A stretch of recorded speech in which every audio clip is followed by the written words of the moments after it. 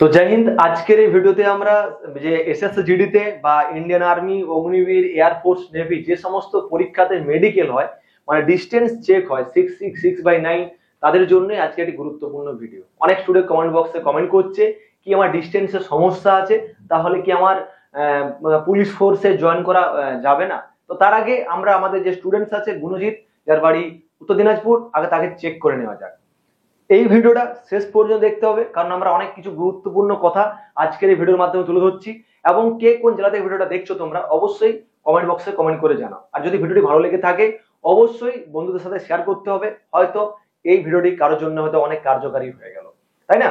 তো যাই হোক, আজকে আমরা চেক করছি এবং যে বোর্ড এই জায়গাতে লাগানো আছে আমাদের এই একাডেমিতে, সেম বোর্ড ওই মেডিকেলের জায়গায় এই টাইপের বোর্ড থাকে। অনেক ক্ষেত্রে কি দেখা যায়, অনেক স্টুডেন্ট সেই জায়গাতে মেডিকেলের বোর্ডের সামনে গিয়ে অনেক স্টুডেন্ট ঘাবড়ে যায় ভয়ে, এবং অনেক দিনে কি মেডিকেলটা কি হয়, 2-1 দিন খাওয়া দাওয়া থাকে না, জার্নি থাকে, সেক্ষেত্রে অনেকে পাওয়ার কমে যায়। এবং এটা খুব 90% স্টুডেন্টসের এই সমস্যা হয় না, 10% স্টুডেন্টসের এই সমস্যাটা দেখা যায়। তো যাই হোক, সেই সমস্যাটা কিভাবে ক্লিয়ার করা যাবে সেটাও বলবো, তার আগে একবার চেক করে নেওয়া যাক। আচ্ছা গুণজি, তুমি রেডি তো? Yes sir. ইয়েস স্যার, ওকে। তো আমি ভিতরে যাচ্ছি, হয়তো আমাকে ঠিকঠাক ক্লিয়ার ভাবে দেখা যাবে না। মেডিকেলের টাইমে কি হয়, ওই জায়গাতে ডক্টর সাহেবরা কি করে, চোখটা কিন্তু একটা ছোট্ট একটা কাগজের টুকরো দিয়ে চোখটাকে বন্ধ করে।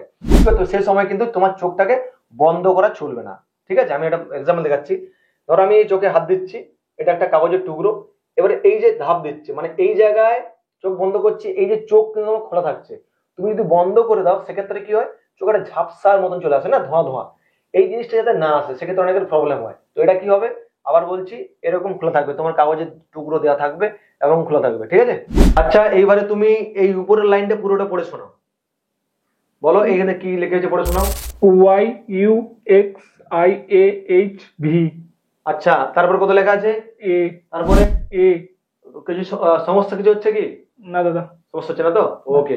26, এটা 42। ওখানে ইংরেজিতে গিয়ে বলতে হবে, কিন্তু ওখানে তো আর বাংলা বুঝতে পারবে না, তুমি এক একটা অক্ষর বলো। 29। তারপর 57। তারপর 5। তারপর 8। তারপর 15। তারপর 74। আচ্ছা ঠিক আছে, ওকে। তো ঘটনা হচ্ছে, একটা কথা বলতে চাই, যাদের চোখের সমস্যা আছে, অনেকে থাকে না, তো ভয় পাওয়ার কোনো কারণ নেই। এটা যদি থাকে তাহলে তোমার ডিফেন্সে হয়তো সার্ভিস পাওয়া যাবে না, এটা তোমার ভেবে নাও কি তোমার এটা হবে না। কিন্তু ডিস্টেন্সে যদি সমস্যা থাকে বা কালার ব্লাইন্ডনেসে যদি সমস্যা থাকে, তুমি চাইলেই আমাদের যে স্টেট পুলিশ আছে, কলকাতা পুলিশ, WBP বা SI এর যে সমস্ত পরীক্ষাগুলি আছে আমাদের স্টেট গভর্নমেন্টে, সেই জায়গাতে কিন্তু তেমন ভাবে মেডিকেল চেক হয় না। চোখের পরীক্ষাটা তোমার সমস্যা থাকে তাও তুমি পাস করে যাবে, তোমাকে চেষ্টা করতে হবে সেই সমস্ত পরীক্ষার জন্য। অনেক স্টুডেন্টস কি করে, তার সমস্যা আছে, সে জানে আমার সমস্যা আছে, সে হয়তো ভাবছে কি আমি এটাতে পাস করে যাব। এখন বিভিন্ন ট্রিটমেন্ট হচ্ছে, চোখ অনেক ভাবে ঠিক করা যাচ্ছে, তো ঠিক আছে, যদি ঠিক করা যায় তো খুব ভালো ব্যাপার।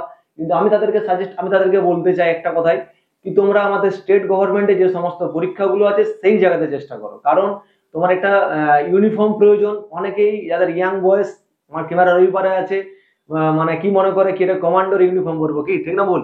তো আমাদের স্টেট গভর্নমেন্ট থেকেও আমাদের WBP, কলকাতা পুলিশ, বিভিন্ন প্রচুর কমান্ডো আমাদের যে ডিপার্টমেন্টে জয়েন করা যায়, প্রচুর ডিপার্টমেন্ট আছে। এমনকি আমাদের পুলিশ থেকে, WBP, কলকাতা পুলিশ থেকেও কিন্তু NSG তে যাওয়া যায়। অনেকে সেই জিনিসটা জানে না, কি আমি তো যদি WBP তে জয়েন করি বা আমি যদি কলকাতা পুলিশে জয়েন করি, আমার তো স্বপ্ন NSG, আমার ওই ইউনিফর্মটা খুব ভালো প্রয়োজন। তো চিন্তার কারণ নেই, 4 বছর 5 বছরের জন্য তুমি ওই জায়গাতে পৌঁছে যাবে, যদি তোমার সেরকম বডি ফিটনেস তোমার যদি ঠিকঠাক থাকে। এটাই বলবো, পড়ালেখা ভালো করে করতে হবে, কারণ পড়ালেখা না করলে আর কোনো বিকল্প নেই। এখন বর্তমান দিনে যেভাবে কাট অফ যাচ্ছে দিন দিন, তোমাকে সেভাবে কিন্তু পাস করতেই হবে, ঠিক বলেছি তো? আর যে কোনো একটা টার্গেট করলে হবে না, সমস্ত পরীক্ষাকে টার্গেট করতে হবে। বলা যায় না কখন কোন জায়গায় তোমার ভাগ্যের শিখে ছেড়ে যায় আর কি, বা বলা যায় না যে কখন কোন জায়গায় তোমার নসিব খুলে যায়, তো সেটা তোমাকে অপেক্ষা করতে হবে। চলো, দেখা হচ্ছে পরবর্তী ভিডিওতে। তো জয় হিন্দ, জয় ভারত।